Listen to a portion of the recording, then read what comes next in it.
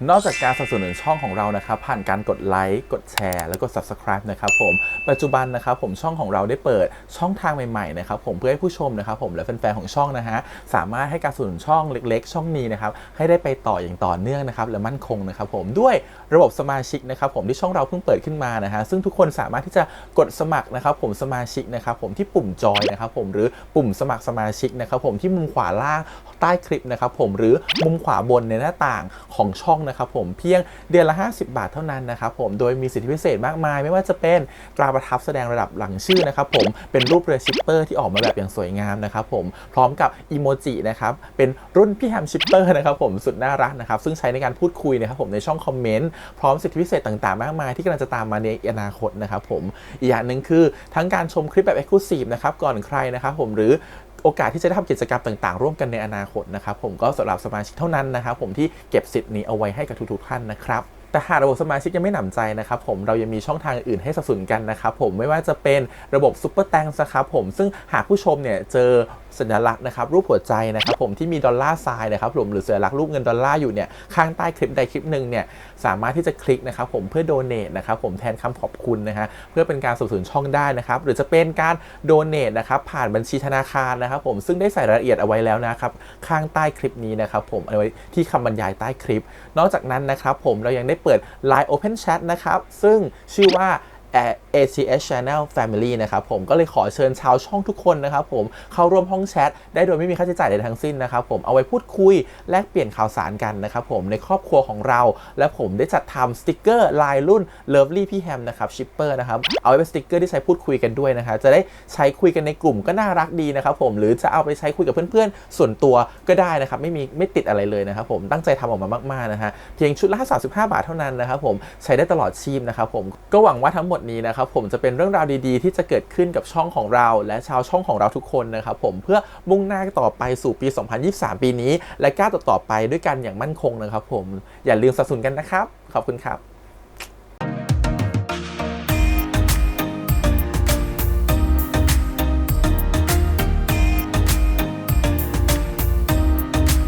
สวัสดีครับยินดีต้อนรับสู่ช่อง ATS Channel นะครับกับผู้บริหารการ Reaction นะครับวันนี้กับพี่แฮมนะครับการ Reaction ซีรีส์เรื่องบทกวีของปีแสนนะครับผม Be My Favorite EP ที่2นะครับผมEP นี้ดูซิว่าการย้อนเวลากลับไปนะครับผมแล้วไปแก้ไขเนี่ยเรื่องอีลุงตุงนังแล้วมันเริ่มเหมือนจะกลายเป็นว่าตัวของบทกวีจะไปชอบปีแสงหรือปีแสงก็ชอบบทกวีแทนซะแล้วนะครับผมเดี๋ยวลองมาดูกันต่อว่า EP 2เนี่ยการแก้ไขครั้งนี้จะเป็นยังไงและพอกลับมาปัจจุบันมันจะเปลี่ยนไปยังไงหรือเปล่าเดี๋ยวลองมาดูกันต่อนะครับก่อนอื่นเลยขอบคุณทาง GMTV นะครับผมแล้วก็ทางวิวที่อนุญาตทำ reaction ได้นะครับไปดูกันต่อเลยครับผมกับบทกวีของปีแสงครับ Be My Favorite EP ที่2ครับไปเลยมันอาจจะมีเสียงนิดนึงนะครับผมเพราะว่ามันมีแบบว่าบ้านข้างๆเขาซ่อมอะไรบางอย่างอยู่ครับมันจะมีเสียงเหมือนกับอะไรเงี้ยขอโทษด้วยนะครับลูกแก้วเนี่ยของเรา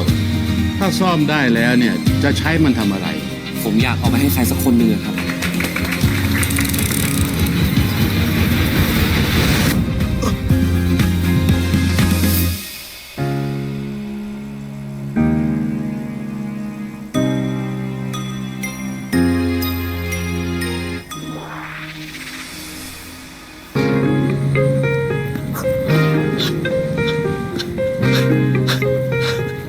เดี๋ยว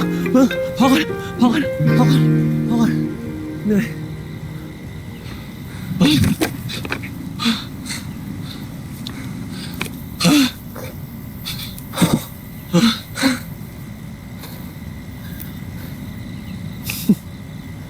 กูไม่คิดนะว่ามึงจะห้าวขนาดนี้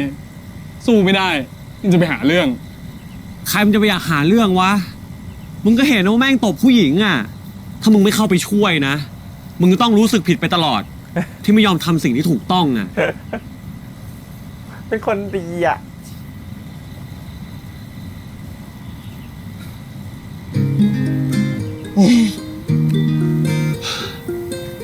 นี่ขนาดในฝันทำไมกูยังง่วงอีกวะ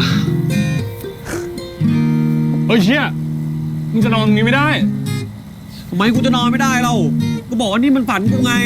มึงไม่ได้ฝันมึงเมา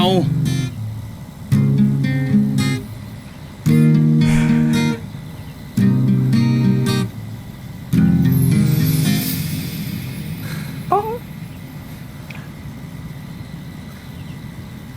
ที่แท้มึงแม่งก็คนบ้าว่ะกูไม่คิดเลยนะว่ามึงจะเป็นแบบเนี้ยทำไมตอนอยู่มหาลัยมึงไม่เผยด้านนี้ออกมาบ้างวะคนเขาจะได้กล้าเข้าหามึง ใครมันจะอยากเข้าหากูวะ กูไม่ใช่คนอย่างมึงซะหน่อย ทำไม คนอย่างกูทำไม ก็มึงเป็นคนหล่อไง ไม่เหมือนกู คนจะสนใจก็แค่เฉพาะตอนกูทำผิดเท่านั้นแหละ มึงพูดถูกอยู่เรื่องหนึ่งนะคือเรื่องที่ว่ากูหล่อแต่นอกนั้นน่ะมึงคิดไปเอง เพื่อนไม่สนใจมึง หรือมึงต่างหากที่ไม่สนใจเพื่อน ไม่ใช่มึงอ่ะ ที่เลิกเรียนแล้วก็หายหัว ไม่ยอมมาทำกิจกรรมอะไรเลย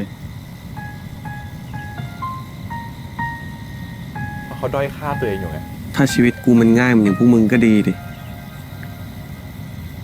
คนเรามี24 ชั่วโมงเท่ากัน แต่ต้นทุนชีวิตมันไม่เท่ากันเว้ย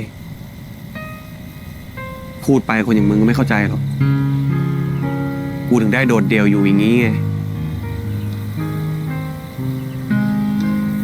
กูรู้ว่ามึงคงมีปัญหาอะไรที่กูไม่เข้าใจ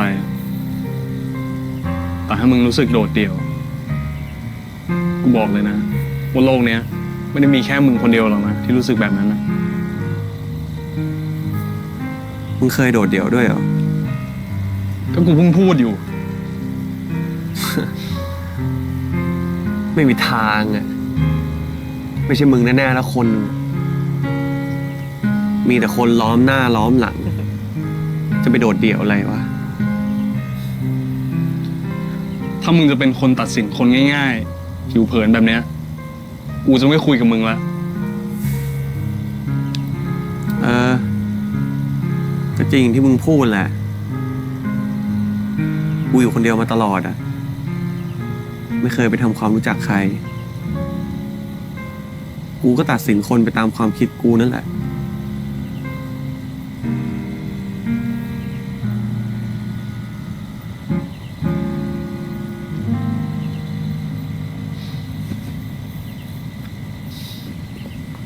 นี่สรุปจะเอาไงเรื่องแพรวะ เสือกเมาซะขนาดเนี้ย ถ้าจะไปหาแพรนะ กูว่าเรา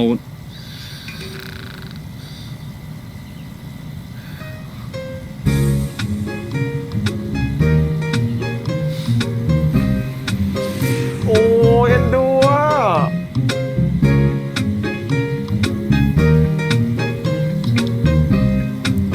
มองไร มองมึงไงนี่ก็ถาม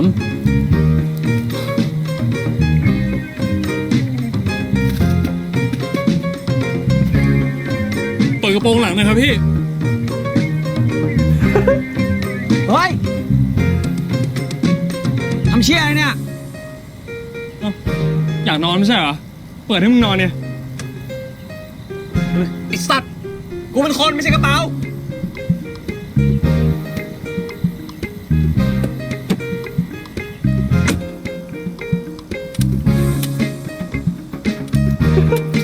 โอ้ยชาตินี้กูจะได้เข้าห้องไหมเนี่ย มึงเร็วๆดิ ส่งกูแค่หน้าหอก็พอแล้วปะวะต้องไปส่งบนห้องทำไมมึงคิดอะไรกับกูปะเนี่ย คิด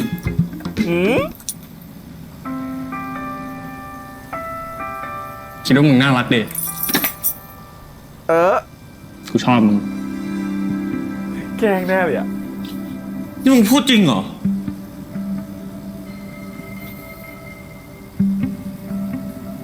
แต่คลิปตัวเล็กตัวเลยอะยืนกับกวินอะ จริงแกเฮี้ยละปวดฉี่กูจะเข้าห้องน้ำมึงเนี่ย เร็วๆดิฉี่อัดหน้าห้องมึงนะ โอเคเรื่องเดี๋ยวบอกนี่นะ เร็ว ไม่ได้แล้ว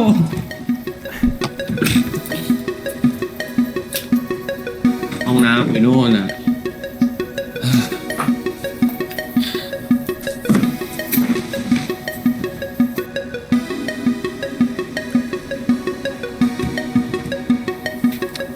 เบิ้งงั้นเดี๋ยวกู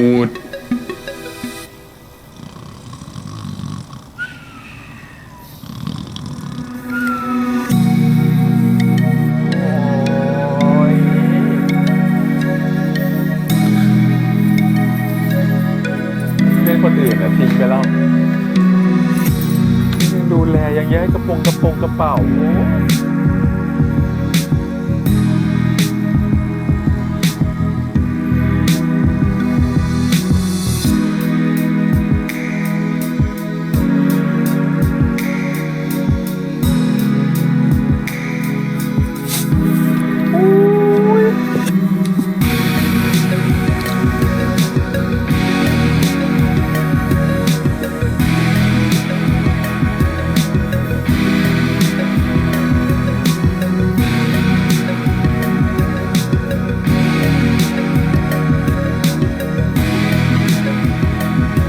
โอ้โหเก็บรองเท้าให้อีก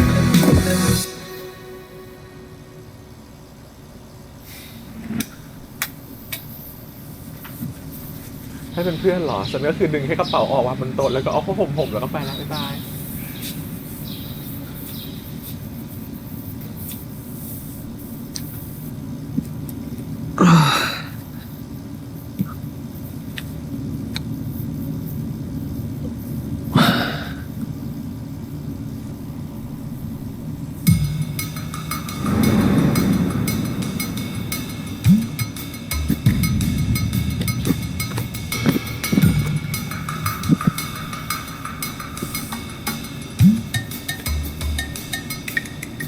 นี่ขนาดเราหลับไปแล้วทำไมยังฝันอยู่อีกวะ หรือว่ามันไม่ใช่ความฝัน นี่เราย้อนเวลามาวะ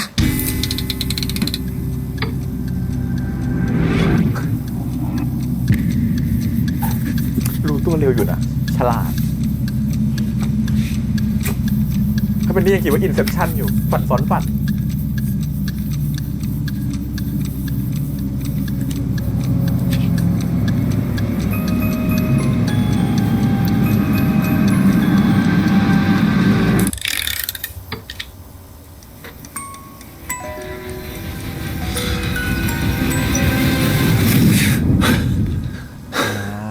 เงื่อนไขทุกการบิดหนึ่งครั้งจะกลับมา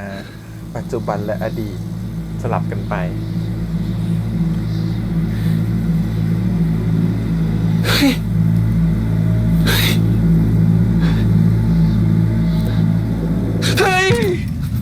เดี๋ยวจะแตกอีกหรอก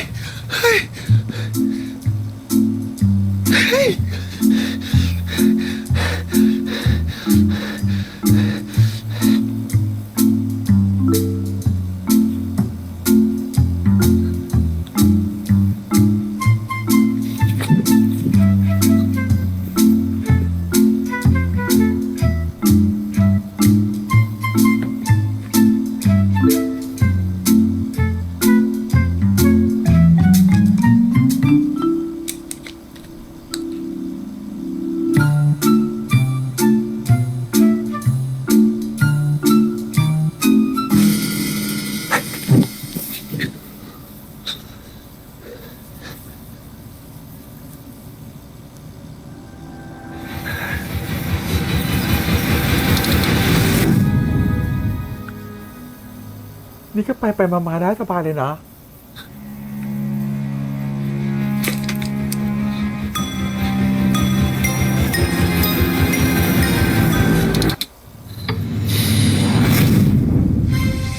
เฮ้ยเลิศอ่ะ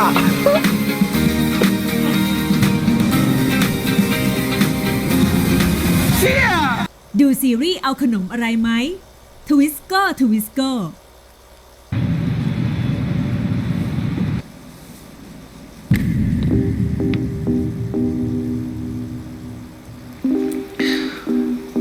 เขาว่ากันว่า ในความฝัน ถ้าเราตกจากที่สูง เราจะตื่น คิดว่าฝันอยู่ เอาไว้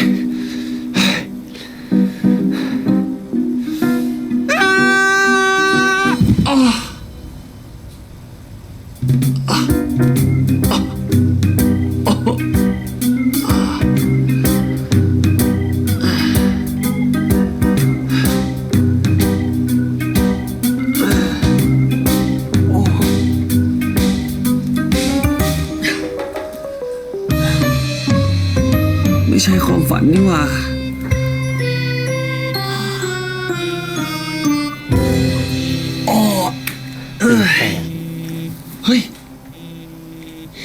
นี่ปัจจุบันปะนี่ปัจจุบันแล้ว ไปมีเบอร์มันตอนไหนวะ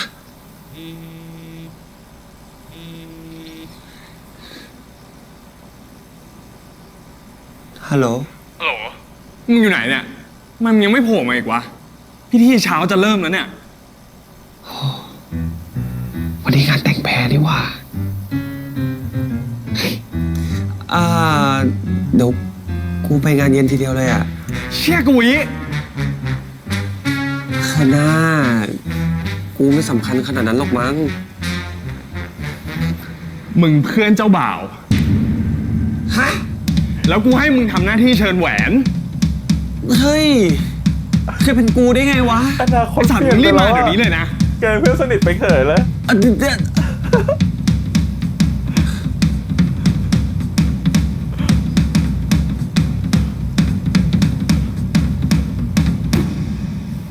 เชี่ย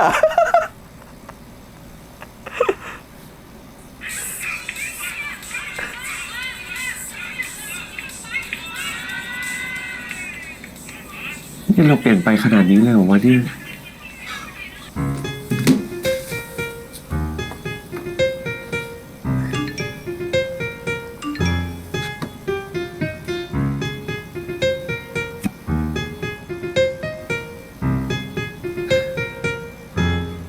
อุตส่าห์ย้อนเวลากลับไปแก้ไขอดีตได้ทั้งที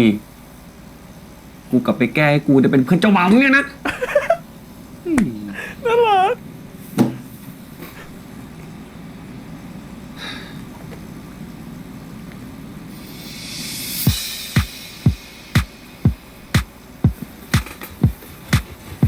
กลับไปใหม่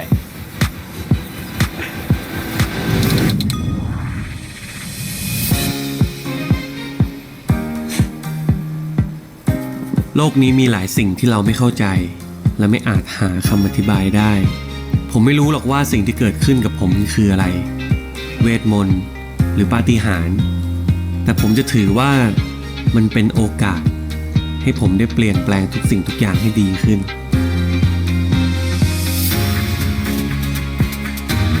ก็คือมันกลับมาไม่ได้เป็นวันเดิมนะ มันกลับมาเป็นวันที่ต่อเนื่องกัน คือเวลาวิ่งไปต่อเนื่องกันนะ ไม่ได้ย้อนกลับไปวันที่เจอแบบวันที่ไปเฉลยบัดดี้ใหม่นะ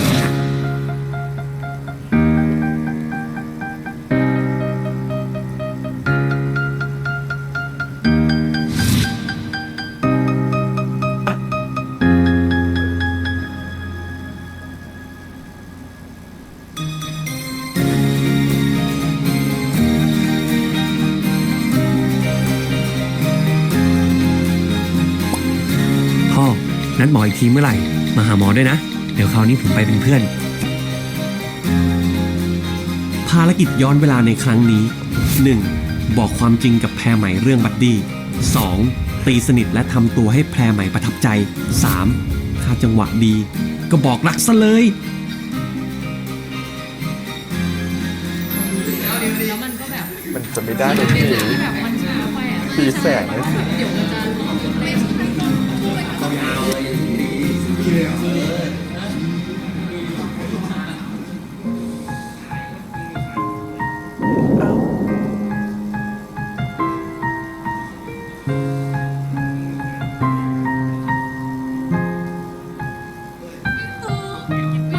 ด้แกมันเหมือนสมมติแกกินแบบชีสอาหารไม่กินอะไรก็ไม่เอามันกินไม่ได้ไงวะของอาหารอย่างชีสอย่างอะไรเงี้ยก็ยังกินกับน้ำผึ้งได้เลยฉันว่ามันเหมือนกัน แพร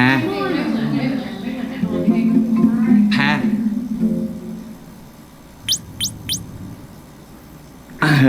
ตรงนี้มีคนนั่งปะ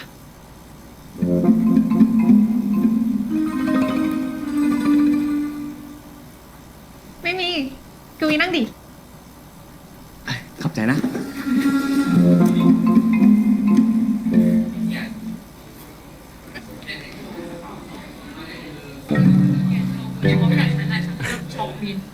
จะบอกว่าเฉลยบัดดี้ไม่ทันเมื่อวานเราลงทุนนะ ถ้าไม่อร่อยเดี๋ยวฉันไม่เอาแต่อันนี้ไม่อร่อยจริงแหมแกก็หนาชอบอะไรกันเลยไปแกจะฟังแค่นี้ก็รู้แล้วว่าใคร แพร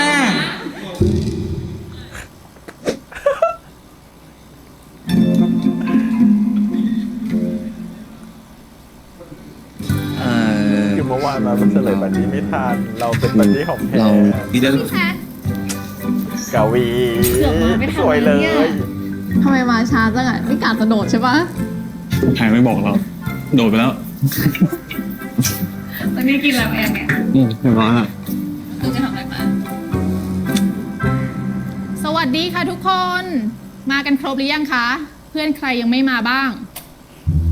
โอเค วันนี้เราจะมาต่อกันเรื่องของวิลเลียมเชกสเปียร์นะคะ เปิดหนังสือไปที่หน้า 54 ค่ะ บอกความจริงกับแพรไปยัง อย่าเสือก มึงไงเสือกที่มึงนั่งอยู่เนี่ยแพรเขาจองให้กูมึงอะแย่งทำไม แล้วไงวะ บ้านมึงเป็นเจ้าของมหาลัยไง ถ้าจะเอาอะบ้านกูคงซื้อได้ แต่พอดีไม่ค่อยสนใจทำธุรกิจด้านนี้เท่าไหร่วะ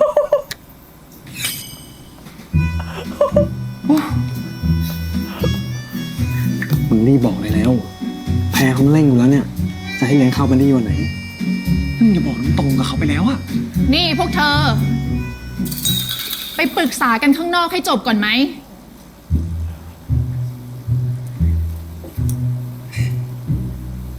ลักษณะการประพันธ์บทละครยุคแรกๆของเชกสเปียร์ จบคาบนี้ สมัยนิยมในยุค กูจะบอกความจริงกับแพร โดยใช้ถ้อยคำภาษาที่ไม่ได้ส่งออกมาจากภาวะในใจของตัวละคร หรือตามบทบาทอันแท้จริงคำพรรณนาในบทกวีเนี่ยก็เต็มไปด้วยอุปมาอุปไมยอันเพราะพริ้งภาษาที่ใช้เป็นลักษณะของสุนทรพจน์อันไพเราะมากเสียกว่าจะเป็นบทจำสนทนากันจริง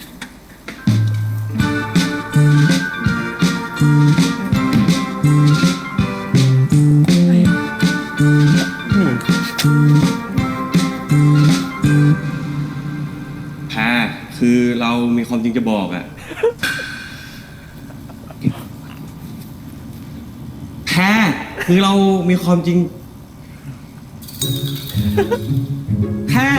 คือเรามีความจริงอยากจะบอก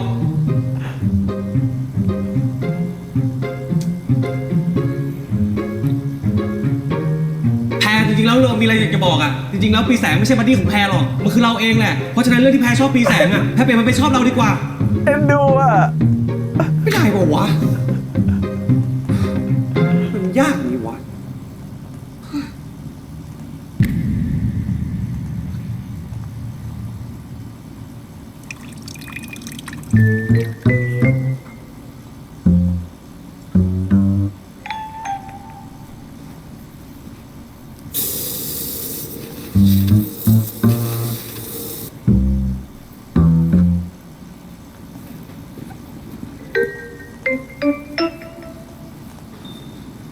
แม็ก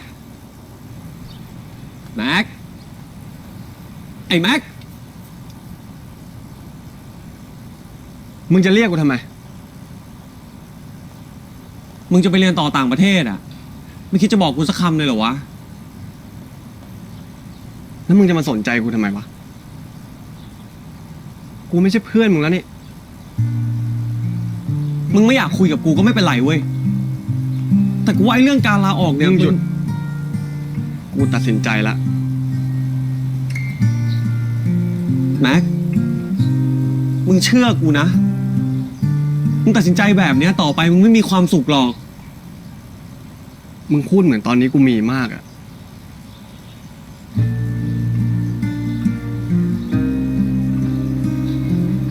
มีประเด็นเรื่องของคนนี้อีกยังไม่รู้คืออะไร เรื่องยังไม่ได้เล่า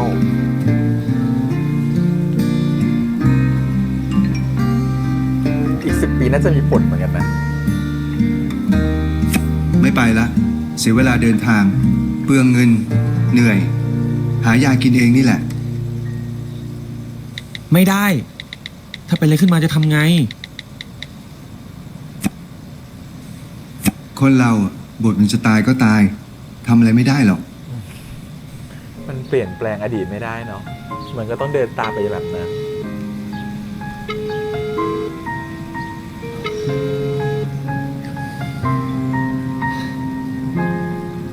ถึงย้อนเวลากลับมาได้ ก็ไม่ได้หมายความว่าเราจะแก้ไขได้ทุกเรื่องสินะ อาจจะเปลี่ยนแปลงความสัมพันธ์ได้แต่เปลี่ยนแปลงโชคชะตาของการ การมีชีวิตคือความตายไม่ได้ เอาเถอะ แก้เรื่องไหนได้ก็เอาเรื่องนั้นก่อนแล้วกัน อย่างน้อยเราก็ยังแก้เรื่องแพรได้ แต่เดี๋ยวนะ ถ้าลูกแก้วนี้พาเราเดินทางข้ามเวลาได้ แล้วเราเอาลูกแก้วไปให้แพรเฮ้ย แบบนี้เราก็จะย้อนเวลากลับไปอนาคตไม่ได้แล้วดิ ต้องยอมแลกไงว่าเธอจะยอมเสียสิ่งนี้ให้คนที่เธอชอบแล้วเธอก็จะไปสานต่อความสัมพันธ์กับเขาได้หรือเปล่าชีวิตมันต้องมีข้อแลกเปลี่ยนเนาะ พี่แสนสรุปเธอเลือกร้านข้าวได้ยังอะว่าจะไปกินร้านไหน เราว่าเรื่องร้านอะ อ้าว เด็กกันแล้วเหรอวะคู่เนี้ยไปเด็กไหนกันน่ะ คนอื่นเขาจะทำอะไรกันเนี่ย มันเกี่ยวอะไรกับมึงไอ้น็อต เพื่อนอะไรวะ เพื่อนทางนั้นปะทำไมอ่ะ สรุปไปเด็กไหนกันเนี่ย แพรเดี๋ยวแกต้องไปประชุมชมรมเชียร์เรื่องคัดเลือกตัวแทนนักศึกษาแล้วนี่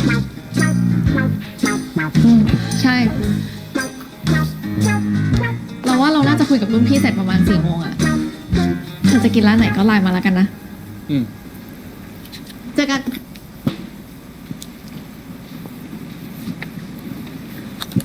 เฮ้ย คืนนี้ได้ไม่ได้อ่ะ บอกด้วยนะเว้ย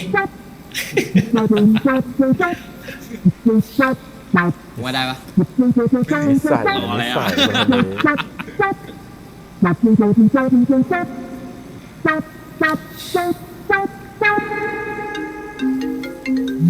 ้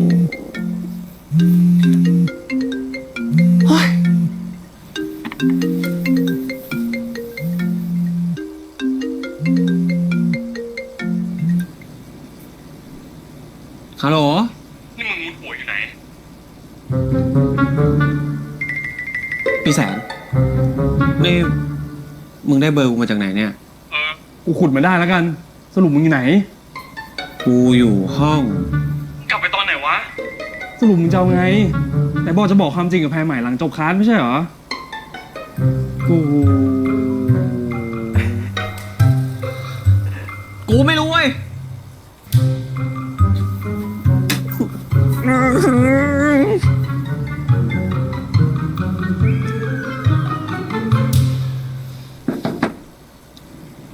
ไอ้กุ้ยถ้ามึงไม่เปิด กูจะพังเข้าไปจริงๆนะ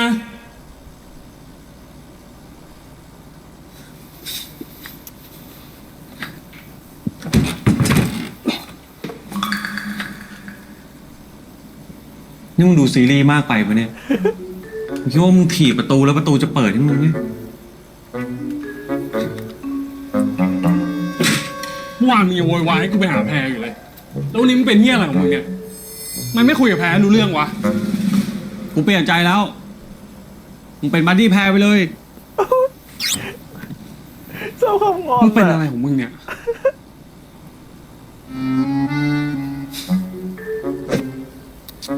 อย่ายุ่ง มันเป็นลูเซอร์ตัวจริงอ่ะ มึงมีอะไรมึงก็พูดดิวะ มึงเป็นอะไร มึงจะพูดไม่พูด เฮ้ย พอมันได้ของมามันก็ มึงไม่พูด กูจะยืนรอมึงอยู่ตรงเนี้ยแหละ เดี๋ยวคุยกันตอนท้ายมัน จะวัดความอดทนกับกูก็ได้นะ มีความคล้ายๆเชอร์รี่เมจิก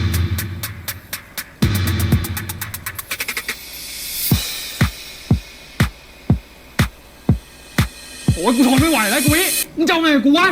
กูตังค์หมดแล้วอ่ะกูไม่มีตังค์ไปซื้อของขวัญดีๆให้กับเขาอ่ะ กูจะมีหน้าที่ไหนไปเฉลยบัดดี้เขาเล่า ก็นี่ไงของขวัญมึง กูเห็นมึงถือตั้งแต่เมื่อคืนแล้ว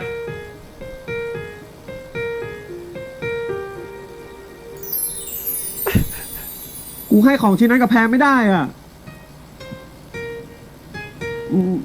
คือ มันกระจอกไปอ่ะ นี่กูถามมึงจริงๆนะ ในหัวมึงเนี่ย มีความคิดดีๆบ้างปะวะ เพื่อนกันน่ะเขาไม่สนใจราคาหรอก มึงก็พูดได้ดิ มึงหล่อไง ต่อให้มึงเอาขี้ดินมาใส่เป็นของขวัญให้เขานะ เขาก็บอกว่ามึงตลก มึงทำดี แต่กูมันหล่อไม่พอ รวยไม่พอ มีเสน่ห์ไม่พอ ถ้ากูทำอะไรไม่ดีนะ กูก็เป็นได้แค่ตัวตลกในสายตาคนอื่นน่ะ คนเราแม่งก็ตัดสินแค่ข้างนอกเท่านั้นแหละ ก็พูดถูกอีกมุมหนึ่งเนาะแต่มุมที่แบบเนกาทีฟ กูไม่แปลกใจละมึงไม่มีเพื่อนคบ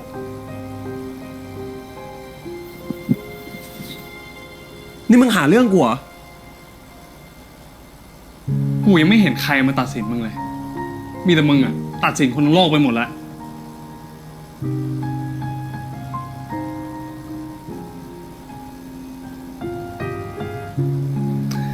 ความจริงกูดีใจนะ ที่เมื่อวานมาคุยกับกูอะอย่างน้อยกูจะได้มีโอกาสทำความรู้จักกับมึง แล้ววันเนี้ยกูเห็นมึงมีปัญหา กูเลยอยากจะช่วย เพราะกูคิดว่ามึงน่าจะนับกูเป็นเพื่อนไปแล้ว เป็นเพื่อนจนถึงเพื่อนเจ้าบ่าวเลย รู้จักแค่คืนเดียวเองอ่ะ คนเราจะเปลี่ยนเป็นเพื่อนกันก็ได้เลยเหรอวะ แล้วมันจะต้องใช้เวลาเท่าไหร่วะ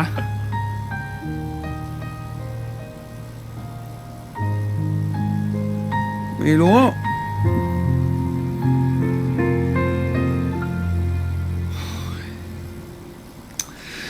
มึงจะเอาไงก็เรื่องของมึงแล้วกัน กูนัดแพรไว้แล้วเย็นเนี้ย ถ้ามึงบอกว่ามึงไม่อยากเป็นบัดดี้แพรก็ได้ เดี๋ยวกูไปเอง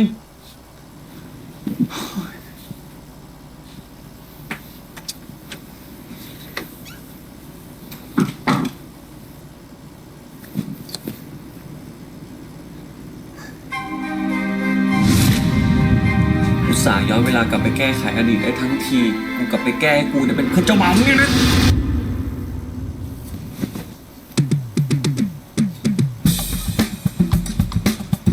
พี่แสงเดี๋ยว พี่แสงเดี๋ยว อะไร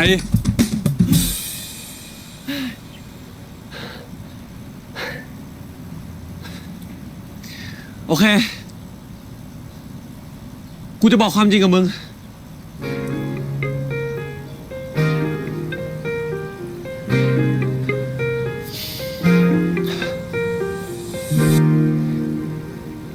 กูชอบแพร ฮะ เสิร์ฟความอร่อยพร้อมสารอาหารครบถ้วนสมดุลให้เหมียวเพอร์เพราะฟินเวอร์กับวิสกัสเทสตี้มิกซ์ ไหน เราสองคนก็เป็นเพื่อนสนิทกันแล้วอ่ะ สนิทกันแล้วอ่ะ เพื่อนสนิท ใช่ดิ ก็มึงเป็นคนบอกเองอ่ะ ว่าการที่เราจะเป็นเพื่อนกันได้ ไม่เกี่ยวกับเวลา เพราะฉะนั้น กูยกให้มึงเป็นเพื่อนสนิทกูเลย กูว่ามึงเนี่ยมันหน้ากว่ากูอีกนะ มึงต้องหลีกทางให้กูจีบแพร ถ้าเป็นเพื่อนกันจริงอ่ะทำให้กันได้ป่ะ กูจะหลีกทางให้มึงทำไม กูไม่ได้คิดอะไรกับแพร ฮะ บ้า อะไรกับมึง ไม่จริงอ่ะ มึงนี่นะ มึงยังคิดเหมือนคนอื่นอีกเหรอ คือกูอะไม่ได้ชอบแพร เฮ้ย แต่วันหนึ่งมึงจะ จะอะไร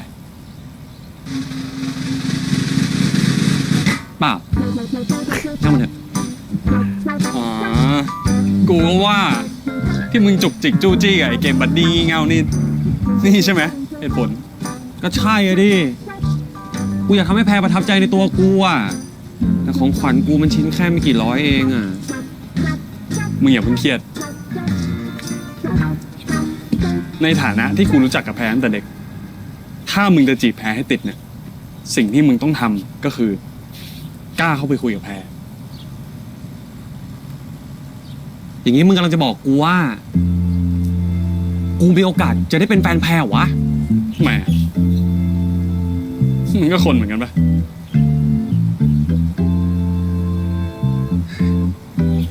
แล้วมึงจะเอาไงเรื่องบัดดี้อ่ะ กูจะบอกความจริงกับแพรเรื่องบัดดี้ ดีงั้นกูอะหมดธุระแล้วนะ เอ้ยเดี๋ยวดิใจเย็นดีโอ้ อะไรอีกอะ ไหน เราก็เป็นเพื่อนสนิทกันแล้วว่า เพื่อนกัน มันก็ต้องช่วยเหลือกันได้ใช่ไหม อะไร ยืมเงิน ยืมตังค์หน่อยดิ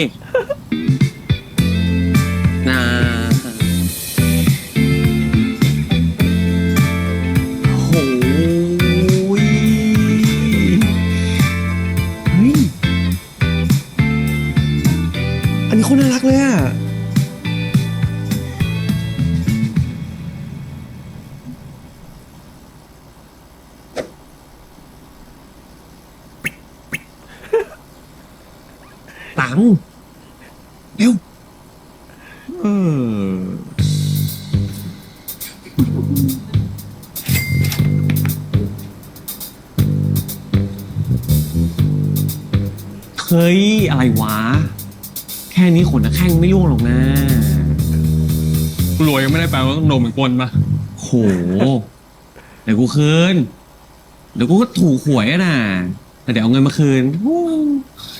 ซีเรียสไปได้ มึงรู้เปล่าครั้งล่าสุดที่กูเปย์ใครขนาดเนี้ยกูได้อะไรมาจากเขาเยอะเลยนะ หวังอะไรเหรอ แล้วมึงอยากได้อะไรจากกูอะ เออ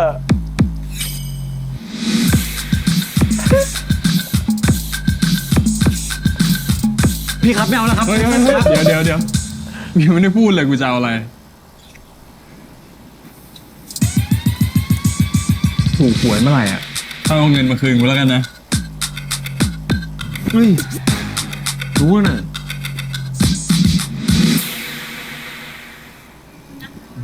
จับหัวได้จับแขนได้แล้วนะ เอาสิอ่ะเอาไหมเขาขี่หลังกันไปแล้ว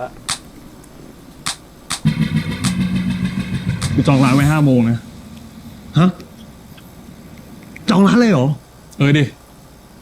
แล้วพอมึงบอกความจริงกับแพรใหม่เสร็จอะกูจะแยกตัวออกมา แล้วมึงก็นั่งคุยกัน2 ต่อ 2เห็นปะ เฮ้ย ใช้ได้ว่ะ เป็นไงสุดยอดเพื่อนเลยดิกูอะ แค่ไหนจะไม่เคอะเขิน แต่นี้ยังไม่บ่าย 3เลยว่ะไปนอนกับเวลามึงอะ ทำอะไรดีวะ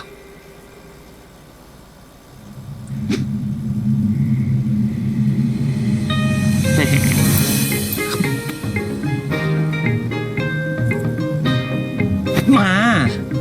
รอบเนี้ยแหละกูได้ชัวร์ เหรียญแม่งก็มีอยู่ด้านเดียว ท็อตฟิลมา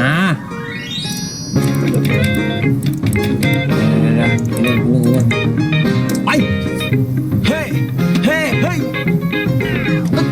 โธ่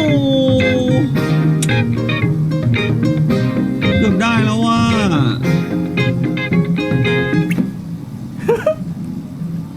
ไป โชคนะอีกนิดเดียวใกล้ได้แล้วว่ะ พอเลยมึง บอกแล้วไงกูไม่ให้แล้ว เฮ้ยนะอีกนิดเดียวเองอะเกือบได้แล้วเมื่อกี้มันลอยขึ้นมาแล้วนะ ตัวเนี้ย มึงอย่างโง่ได้ปะมึงอยากได้มึงก็ไปซื้อดิ จะมาเล่นตู้เฮี้ยนี่มันโกงเราทำไมวะ ใครเขาได้กัน เก่งมากเลยโอ้ยพี่นาดูสิน่ารักเหมือนกันเนี่ยเขายังได้เลยอ่ะ เดี๋ยวเราก็ได้นะอีกนิดเดียวเองมึงดูหน้ามันดิมันเรียกเราอยู่นะเว้ย น้องเต่าเลย กวัก นะ มือเรียกเราอย่างเงี้ย พอมึงจะ5 โมงแล้ว ไปแล้ว เฮ้ยอย่าเพิ่งดิเฮ้ยอีกนิดเดียวเองขออีกตาหนึ่งยังอีก เฮ้ย พอหนูลูก อีกนิดเดียวอ่ะโอ้ยอ่ะโอ้กูมีน้อยอ่ะ ดูมีน้อยโอ้ยหมดเลยน้องเต่า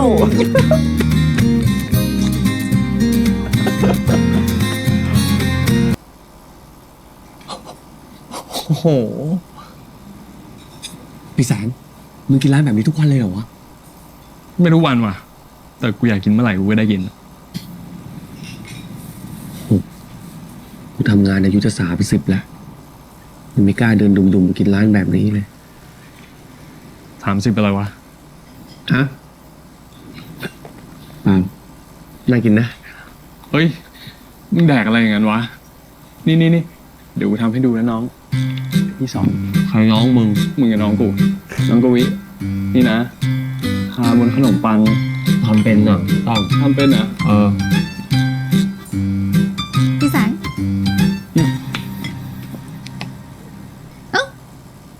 กวิ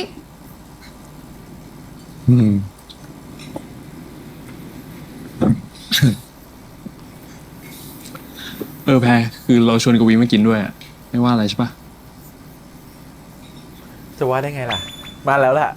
ไม่ว่าดิ แค่สงสัยว่าเธอ2 คนนี้ไปสนิทกันตั้งแต่เมื่อไหร่เนี่ย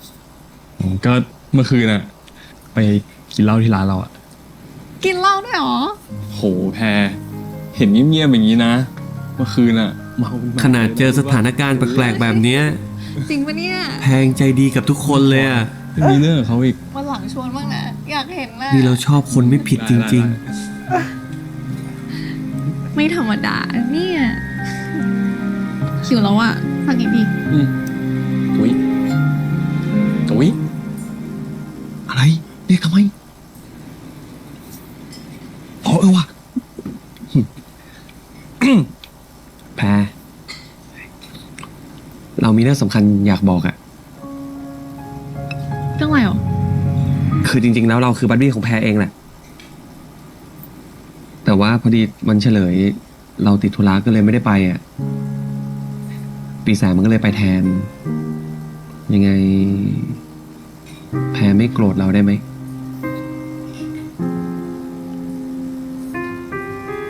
ก็เป็นอย่างที่มันพูดแหละโทษทีนะแพร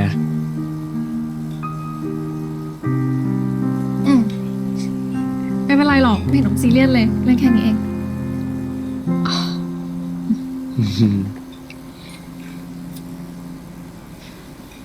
อ๋อ ใช่ ของขวัญเฉลยบัดดี้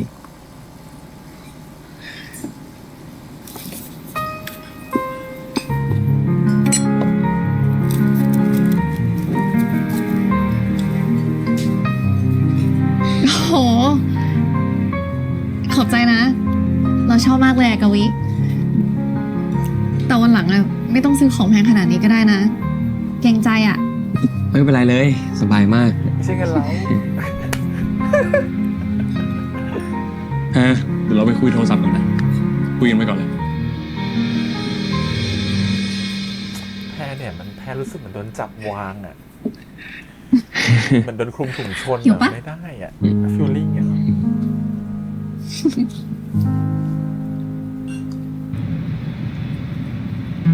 แล้วใครจะเป็นคนจ่ายค่าอาหารมื้อนี้ ขอบคุณนะคะ กวิทำไมเราไม่ค่อยเจอกวิเลยอะตอนเย็นๆที่คณะ อ๋อ คือ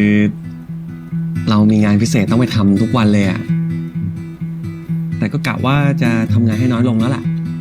เราอยากเอาเวลาไปทำความรู้จักกับเพื่อนๆอะ งั้นก็ดีเลย เพราะว่าเราอยากสนิทกับกวีให้มากกว่านี้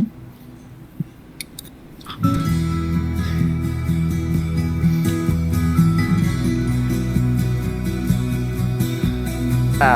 ย้อนกลับไปดูอนาคตซิจะเปลี่ยนไหม ลองกลับไปดูหน่อยแล้วกัน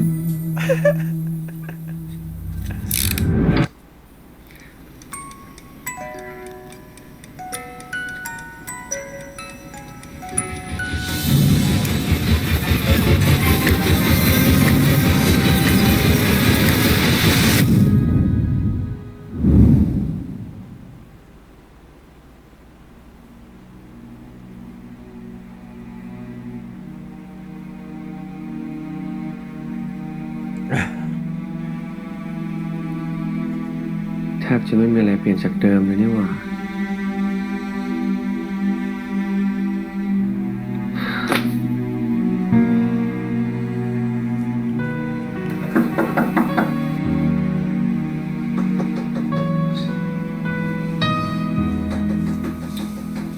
ว้าย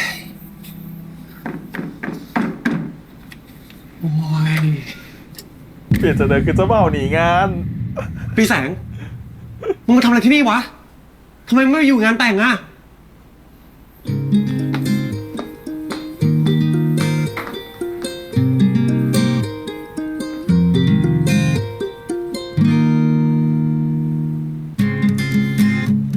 เฮ้ย มึงเมาปะเนี่ย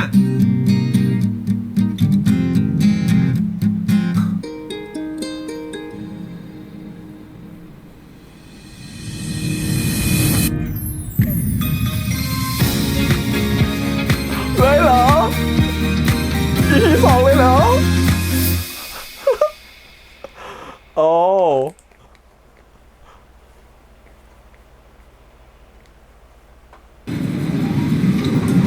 มันแอบโกรธเหรอตอนเราโทรศัพท์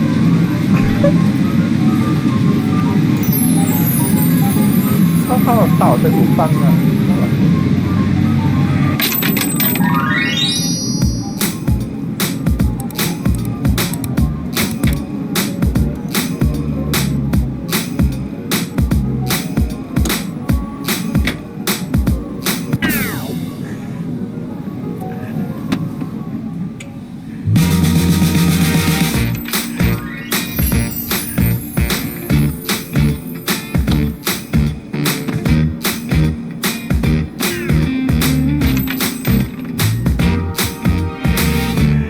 เหมาตู้เลยไหม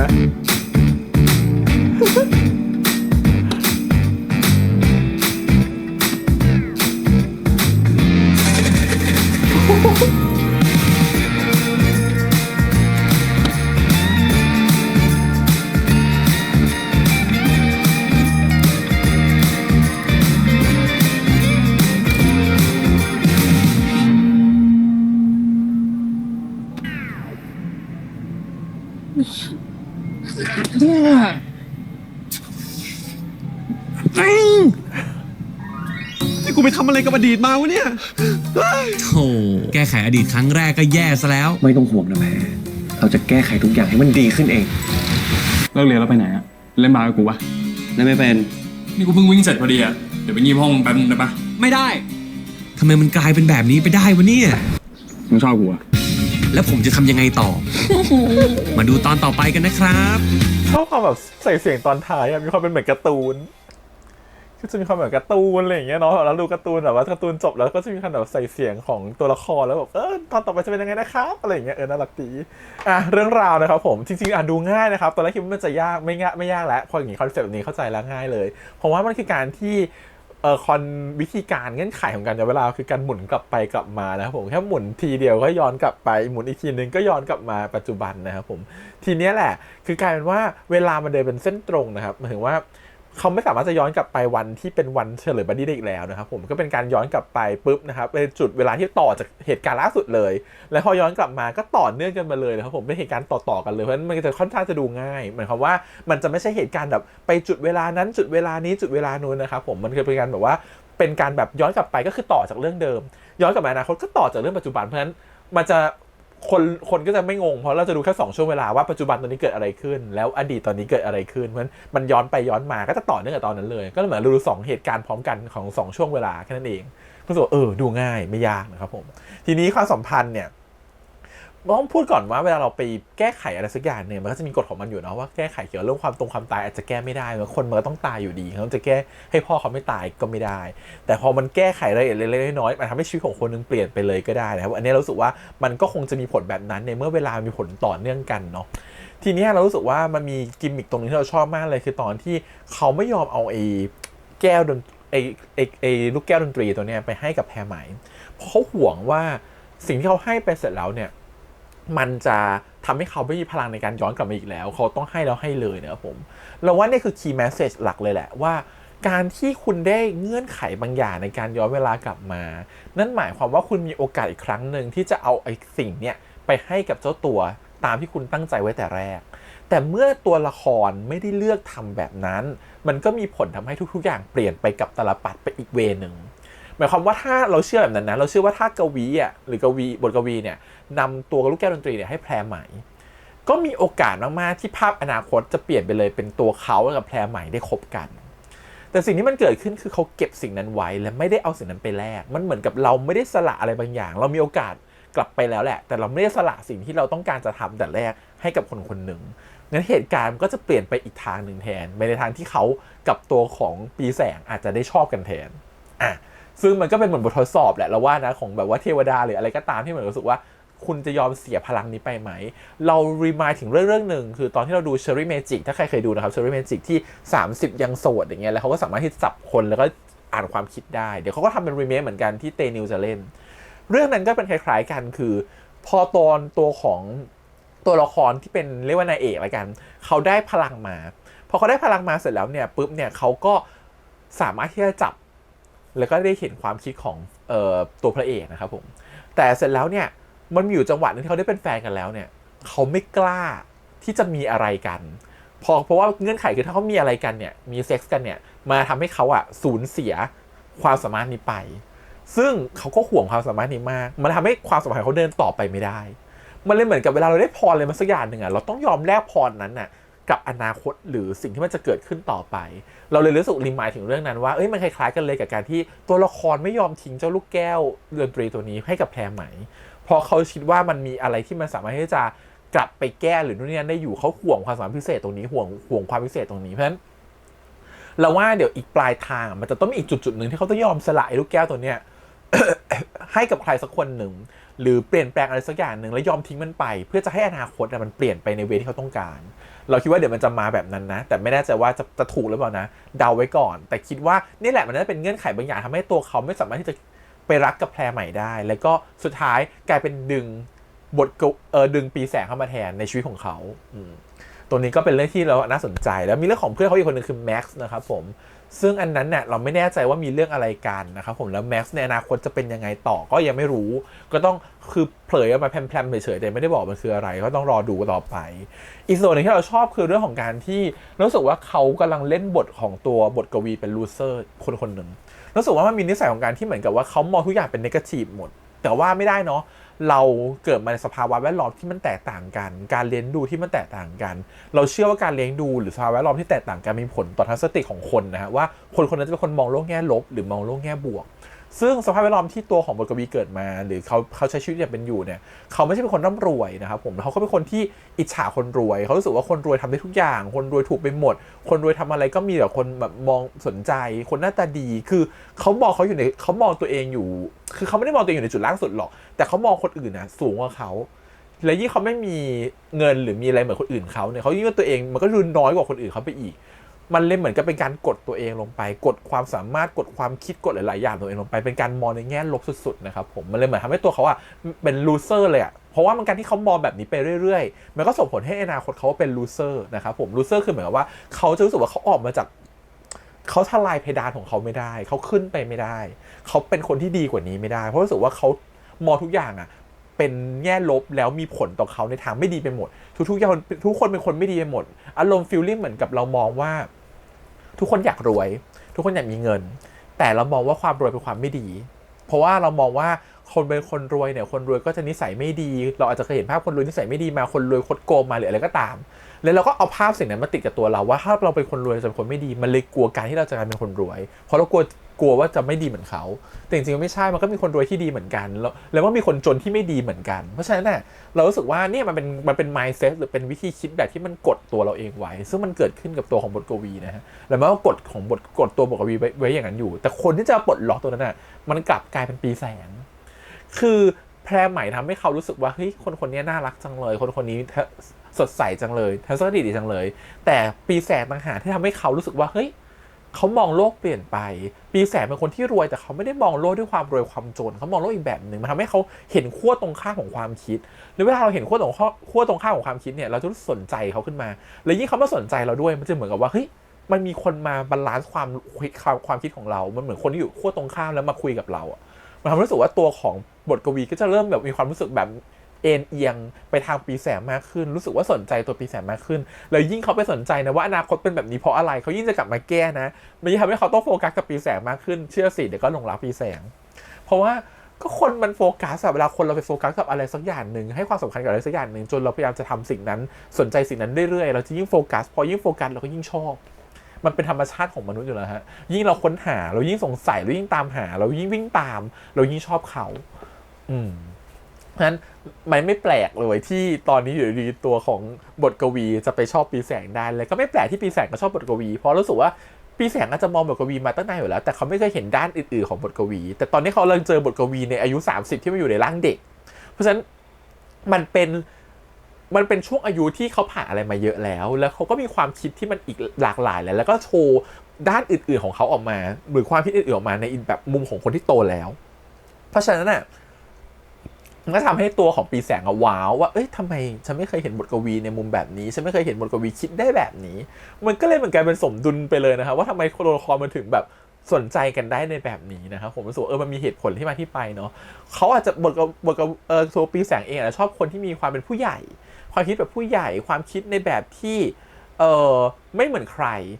นิสัยในด้านอ่อนโยนของบทกวีก็มีอะไรเงี้ยซึ่งมันผ่านการหล่อหลอมจนเขาอายุ30ปีแล้วเขาผ่านความตายของพ่อเขามาแล้วเขาเข้าใจชีวิตประมาณนึงแล้วเขาเข้าใจว่าความตายมันพัดพรากใครคนนึงไปเพราะมันเป็นคนที่มี mindset แบบนี้มาอาจทำให้ตัวของปีแสงชอบก็ได้ใครที่บทกวีไม่เคยรู้จักปีแสงมาก่อนเลยแต่อยู่ดีก็มาเจอคนที่ขั้วตรงข้ามรู้สึกว่าเฮ้ยเขามีความคิดที่ไม่เหมือนใครแล้วก็ดูแลเราเทคแคร์เราดูแลเราดีอย่างจุดหนึ่งที่เราเห็นคือรองเท้าที่เก็บไว้ให้เนี่ยมันเหมือนกับเป็นรีมายด์เล็กๆของตัวละครนะครับที่พอเห็นแล้วก็แบบ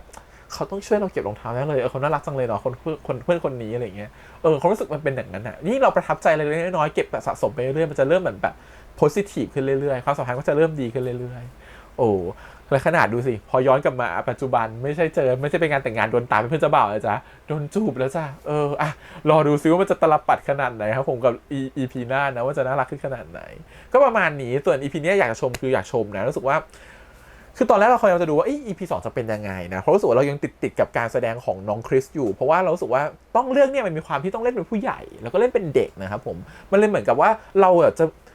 จะติดการที่เหมือนกับมันดูขัดจังเลยกับความที่ทำไมน้องเขาดูไม่เด็กเลยแต่เราลืมนึกไปพอเราดูอย่างเงี้ยจริงๆเขาเล่นถูกเพราะว่าเขาเล่นคนอายุ30ที่กลับมาอยู่ร่างเด็กเพราะฉะนั้นเขาจะไม่ได้มีความคิดแบบเด็กๆอีกแล้วเขาจะมีความคิดแบบผู้ใหญ่มันเลยดูเหมือนกับว่าตอนที่เขามาเจอกับปีแสงตอนที่ร้านเล่าจนถึงตอนนี้มันดูเขาโตกว่าวัยจังเลยเขาดูโตกว่าปีแสงจังเลยรู้สึกว่าเข้าใจในเหตุผลของการแคสติ้งแบบนี้แล้วให้น้องเล่นแบบนี้เพราะว่าเล่นแบบนี้เพื่อให้คนเห็นไงว่าจริงๆแล้วตัวละครมันโตแล้วแต่มันอยู่ในร่างเด็ก